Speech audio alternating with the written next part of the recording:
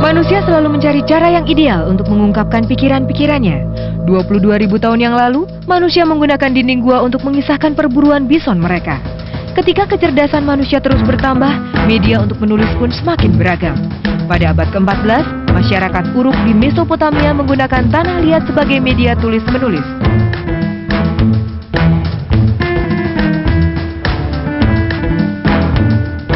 Sementara itu, bangsa Mesir menggunakan lembar papirus untuk menuangkan buah pikir mereka. Di belahan batang tanaman perdu yang banyak tumbuh di pinggir sungai Nil ini, berbagai tulisan ditoreh sejak tahun 2400 sebelum Masehi. Waktu terus berjalan.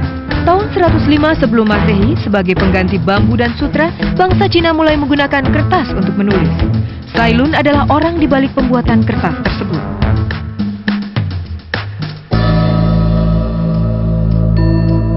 Karena dianggap sebagai barang berharga, pembuatan kertas menjadi sesuatu yang sangat dirahasiakan. Namun menjaga rahasia bukanlah pekerjaan mudah. Pada tahun 751, beberapa ahli kertas asal Cina tertawan bangsa Arab. Sejak itulah teknologi pembuatan kertas berkembang di negeri Arab. Seiring dengan masa keemasan Islam pada abad ke-12, teknologi sampai pula ke daratan Eropa. 2 abad kemudian, pabrik-pabrik kertas mulai marak berdiri di negara-negara seperti Italia, Prancis, dan Spanyol. Di abad pertengahan, bahan dasar kertas masih berasal dari katun dan linen pakaian bekas. Sejak ditemukannya mesin cetak oleh Gutenberg, pemakaian kertas semakin meningkat pesat. Katun dan linen semakin dibutuhkan. Akibatnya, pakaian bekas menjadi barang yang sulit didapat.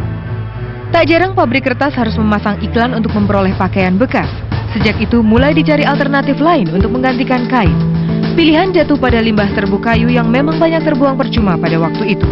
Akhirnya ketika kebutuhan akan serbuk kayu meningkat, pada tahun 1840, Gottlob Keller menciptakan teknik penghancur kayu untuk bahan dasar kertas. Dari ciptaan ini pula diketahui bahwa serbuk kayu paling baik untuk membuat kertas berasal dari pohon cemara. Temuan ini menjadi cikal bakal pemakaian pulp atau bubur kertas saat ini. Dari teknik manual, kertas mulai diproduksi dengan mesin. Tahun 1779, seorang pemuda Prancis bernama Louis Robert berhasil menciptakan mesin pembuat kertas. Revolusi industri kertas dimulai dan semakin berkembang cepat setelah ada penyempurnaan mesin oleh Henry dan Sally Ford Renier di tahun 1807. Perkakas untuk membuat kertas yang tadinya sederhana tiba-tiba berubah menjadi mesin-mesin berukuran raksasa yang mampu memproduksi kertas 475 meter per menit. Membuat kertas memang menjadi lebih mudah, namun penebangan kayu pun menjadi semakin meningkat. Mesin besar membutuhkan bahan baku bubur kertas yang makin besar pula, padahal kertas tidak lagi hanya dipakai untuk menulis, tapi juga untuk karya lainnya. Frank O'Gary, seorang perancang ternama kelahiran Toronto, bahkan menggunakan kertas gelombang untuk membuat kursi. Kertas semakin tak terpisahkan dari manusia. Tanpa kertas mungkin kita tidak akan pernah mengenal notasi gubahan Mozart, ungkapan Shakespeare, atau kata-kata bijak Gandhi.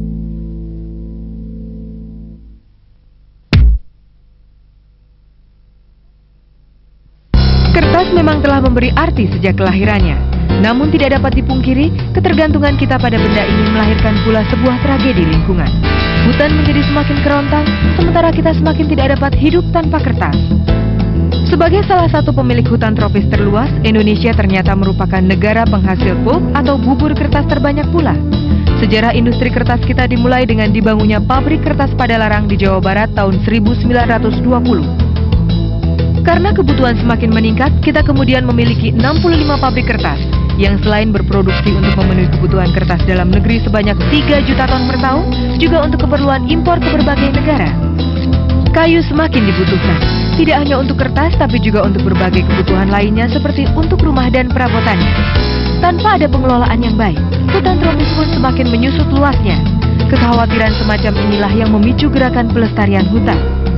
Dimulai dari usaha melangsungkan hutan tanaman industri, pelestarian hutan diupayakan pula dengan menciptakan kesepakatan anggota Organisasi Perdagangan Kayu Tropis Internasional atau ITTO yang bertekad bahwa mulai tahun 2000 nanti tidak akan ada lagi perdagangan kayu tanpa dilengkapi ekolabel. Label ini menjadi jaminan bahwa kayu yang diperdagangkan merupakan hasil hutan yang dikelola secara berkelanjutan dan menjadi tuntutan pasar internasional tanpa kompromi.